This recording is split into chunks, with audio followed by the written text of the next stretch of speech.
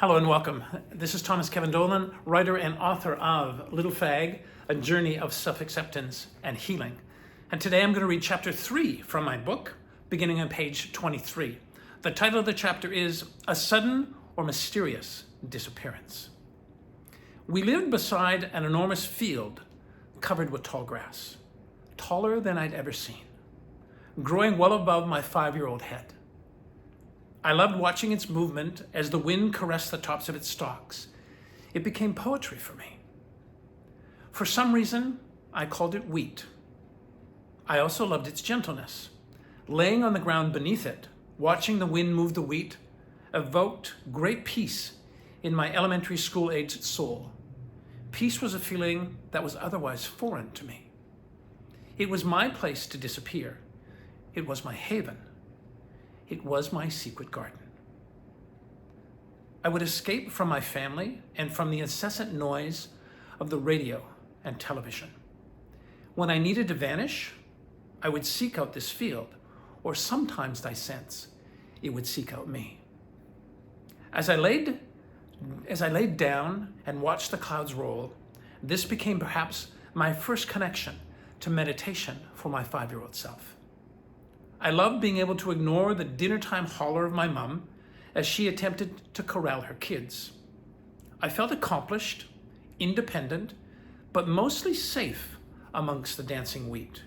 Here, nobody could get me. No noise, just stillness. It allowed me to be away from the fear that permeated the air as a Dolan. It was a place to forget all things, all I was told to do, all I was told to be. It was my place, which for a child with 8 siblings in the 1960s was completely unheard of. It allowed me to be far from the Manning family. When I returned to this place as an adult, it seemed small. That enormous field, covered with what I thought was tall wheat, is now just an open concrete lot, a mere half city block. What I braved. Every fiber of my little gay boy self wanted to belong and feel loved. I'd do anything to know my family loved me. Escaping to that field was survival.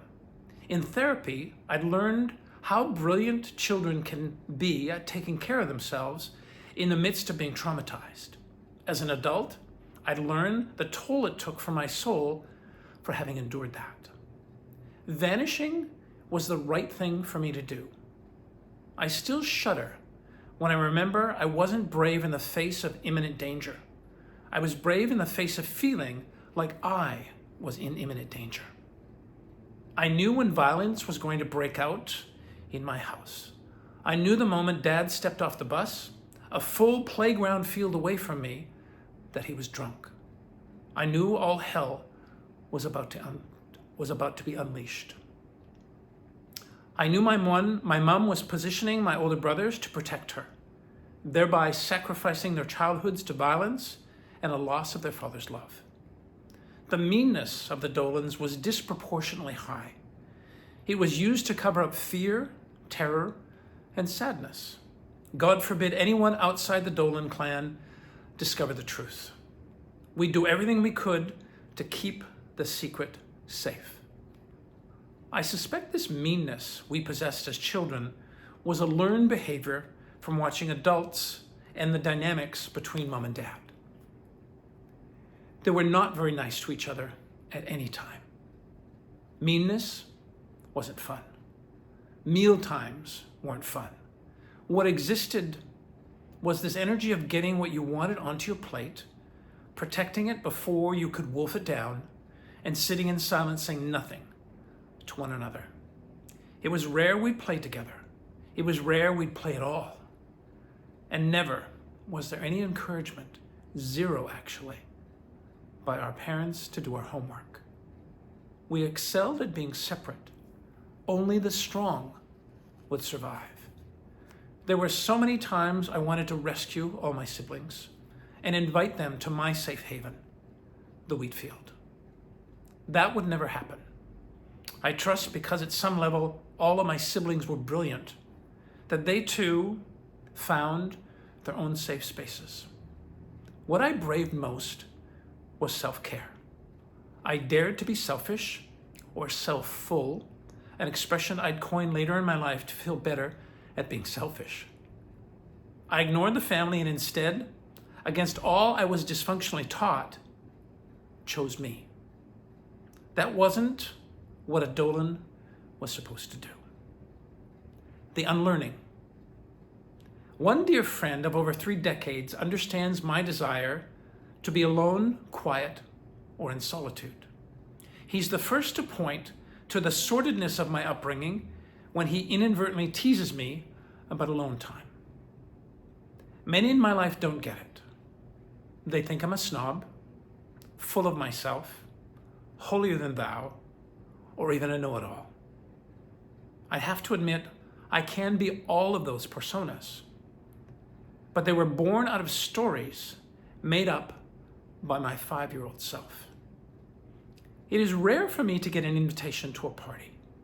I was painfully shy, teased, and shamed in the hope of drumming into me some degree of social interaction. Although it hurt, it never inspired me or motivated me to trust groups larger than 6. Those times did come with a bit of a silver lining. I am very comfortable by myself. I am my best company. To this day, I take myself on movie dates all the time. Because of this pull away from humanity, I missed 2 opportunities in my young life to share my wisdom with the world. Both in junior high and senior high, I was encouraged by friends and teachers to be the class valedictorian. It was terrifying to even consider.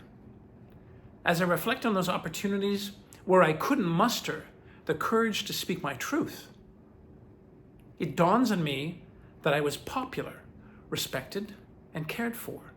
I was the gentle, well-mannered jock that everybody loved. Even so, speaking in front of folks was terrifying. Long ago, while making my way to Maui to learn how to listen to my intuition, I met a brilliant man who did what he called past life regressions. After sharing what I'd been through as a child, he wondered why, in perhaps another life, I was pulled so strongly to silence.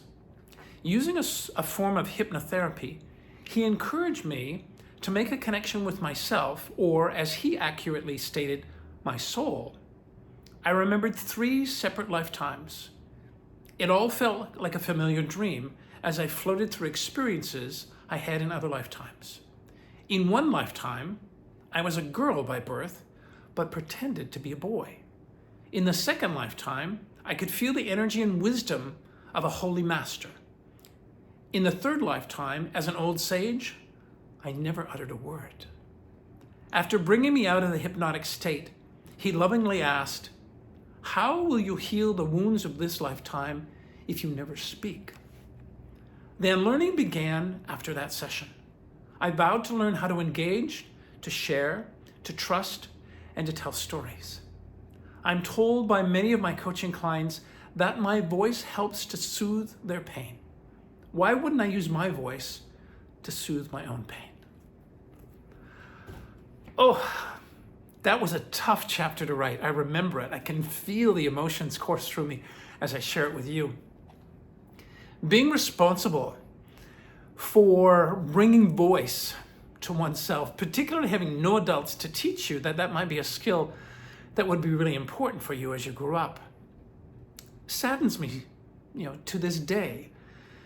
And yet, because I learned what I learned, because of that friend walking me through and remembering some lifetimes, I realized the call and those calls, right? The sage, some degree of wisdom, right? The pretending to be a boy when I was a girl, and ultimately not ever speaking a word, are profoundly, they are very familiar to me. And still to this day, I will draw on those qualities when I allow myself to be alone, when I allow myself never to speak, when I allow myself some degree of wisdom that perhaps comes from that lifetime I spent as a wise sage. And perhaps the one that I giggle most about is the one that I was a little girl that pretended to be a boy. One of the advantages, and I've said this before, one of the advantages of being gay is that I can be anything that I want. So to express the divine feminine in me is really important. And I do remember this horrendous fear of doing that growing up, making sure that nobody ever knew that that femininity in me actually existed. I mean, and Lord forbid as a Dolan, particularly as a sporting Dolan, Lord forbid that I actually ever let some of that out. Because of course, it would bring crashing down, particularly for me as the little gay boy, that I may not have been as butch or masculine as I needed to be, particularly if I was to pick up the mantle of sports in the Dolan family. So I'm proud that I got some of the lessons. I'm proud that I found the quiet place. And of course, to this day, meditation is a powerful anchor for me on a daily basis. Today, it happened to be 23 minutes. Sometimes it can be 103 minutes, I have no idea. But it's still an anchor for my way of being in the world in relation to what it is that I want to do. So I'm proud to kind of share some backstory in relation to the chapter I just read you.